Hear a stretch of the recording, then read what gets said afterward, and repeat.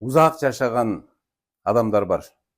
Мисалы, Япониянын Окинава деген аралчасында адамдардын орто эсеп менен алардын жашы 90 жаш. Мына ошондой эле жаш менен жашайт.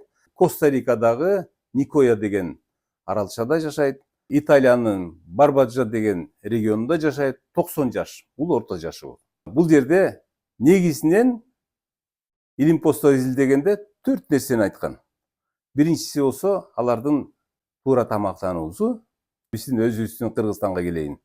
Канча дегенде 71 жаш, бул орто эсеп менен жашап атабыз. Адан ылдый жашагандар бар, адан жогорураак жашагандар бар. Кайсыл жерибиз туура эмес болуп атат, мына ошону талдап көрөлү. Тамактанууну айтайын. Тамактануубуз биздики негизинен туура эмес. Азыр болсо тамактын ар кандай түрлөрү, бизнес тамактар чыкты. Көп адамдарыбыз, айрыкча жаштар, ден соолукка пайда алып келбей турган азык заттар менен тамактанып келебиз. Азыр болсо эмне көп? Көчөлөрдө сатылып аткан фастфуд көп, шаурма көп. Мына булардын бардыгы оор тамактар болуп эсептелинет. Ал денеге сиңиши кыйын, алар болсо зыян алып келет. Дагы мынакей колаларды ичип атабыз. Андан башка жанагы энергетикалык напиток деп коебуз. Мына ошолорду болсо бизге күч кубат берет деп туруп буларды ичип атабыз. Бул абдан зыян. Анткени ал жерде кант нормадан 5 эсе көп. Андан башка таттуу тамактын түрлөрү бар.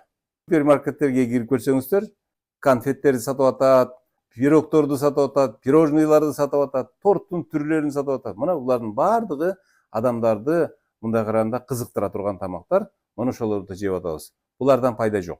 Бир убакта тегирмендин унунан нан жасап жесе элек, азыр болсо акталган апапакай высший сорттогу ундардан нан жасап жеп атабыз.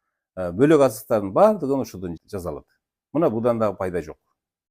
Туура тамактанууду айтпадымбы? Туура тамактанууда бизге 3 нерсе абадай керек. Биз кыймылдашыбыз керек. Мына буга кыймылдатканга углевод бизге энергия берип турат. Ички органдарыбыз иштеп туруш керек. Анын иштөөсүнө бизге энергия керек. Углеводторго эмне кирет? Углеводторго жана мен айткан ундуу тамактар, крупалар, таттуу тамактар кирет. Ушул углеводдун 2 түрү бар. Биринчи углевод болсо, бул эң жөнөкөй углевод. Жөнөкөй углевод бизге пайдалуу келбейт. Жөнөкөй углеводко бул болсо жанагы мен айткан эле канттуу тамактардын бардыгы кирет. Андан башка ак ундан жасалган тамак аштардын бардыгы кирет. Бул болсо биздин денеге келер менен жөнөкөй углевод тез сиңет дагы, ал келип туруп бизге пайдалуу келбей эле, келип туруп денеге келип отуруп калат. Отурганда бул глюкогенге айланат дагы, а глюкоген болсо бул май болуп туруп отурат. Май эң биринчи ичтеги терилердин алдына келип отурат. Андан тышкары болсо аялдардын жамбаштарына отурат. Андан тышкары боорго келип отурат. Мына көрдүңүздөрбү? Бул бизге пайдалуу келбейт. Дене ушунчалык акылдуу. Бир убакта пайдасы тийип калышы мүмкүн. Эгерде сырттан азык зат келбей кала турган болсо, ошондо мен пайдаланам деп туруп, запас кылып туруп жее берет. Бирок запас пайдаланылбайт. Бизге пайдалуу углевод, бул болсо татаалуу углевод. Кеч сиңе турган углевод. Буларга болсо кадимки эле жанагы тегирменден тартылган ун, кебеги бар ун. Мына ошол жакшы. Ыржанной нан деп атабыз. Бул аябай жакшы. Күрөң күрүч, гречка, жанагы эле ошол овсянка, таруу, мына булар аябай жакшы тамактар болуп эсептелинет. Жанагы канттуу тамактарды жебей эле коюш керек. Бизге жашылча жемиштер менен келип аткан кантке жетиштүү. Андан башка азыраак балдан татып турсаңыздар болот. Балда болсо сахарозага караганда фруктоза көбүрөөк. Уланта берейинби? Кетип атабы? Углеводдон башка бизге белок керек. Белок болсо бизге жанагы булчуң эттерге курулуш материалы болуп туруп эсептелинет. Мына ушулордон белоктон болуп туруп булчуң эттерди түзүлөт.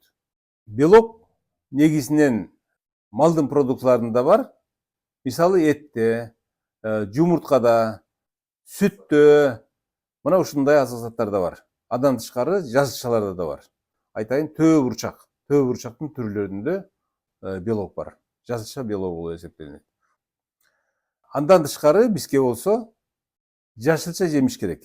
Жашылча жемиш аркылуу бизге витаминдер келет, минералдар келет. Андан тышкары бизге клетчатка келет.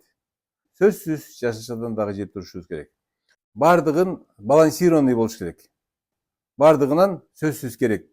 Дагы бир нерсе бар. Бизге углевод, белок, жашылчадан башка дагы май керек.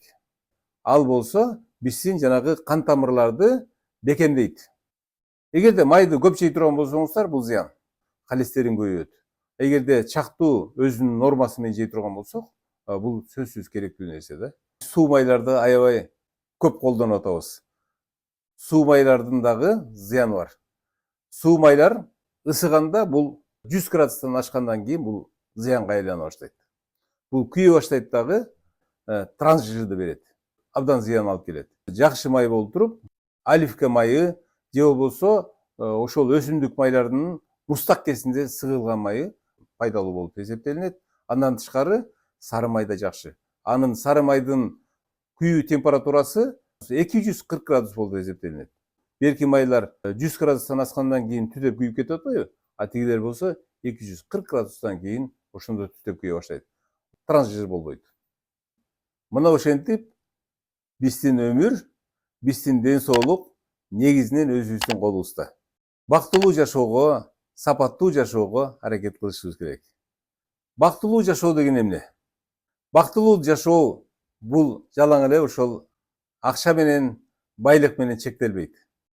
Бактылуу жашоо эгерде өзүңдүн ички дүйнөңдү ыраазы кылып, ыраазы болуп жашасаң, мына ошол бактылуу жашоо болуп эсептелинет. Сиздер менен доктор Абулаев болду.